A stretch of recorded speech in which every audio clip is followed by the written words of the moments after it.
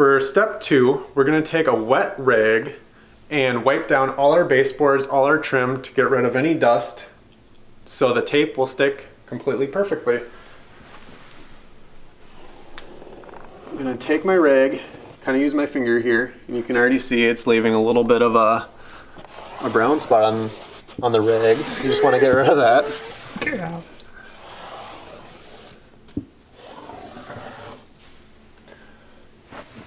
Just go along and wipe it all down.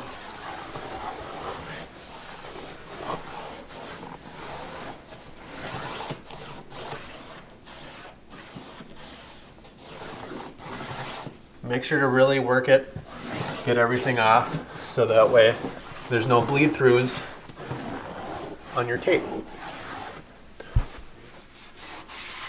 This is a window frame here, and the tops of these love to collect dust, which will prevent your tape from sticking at all. So just wipe down all the edges of all your frames, anywhere that you're planning on sticking some tape.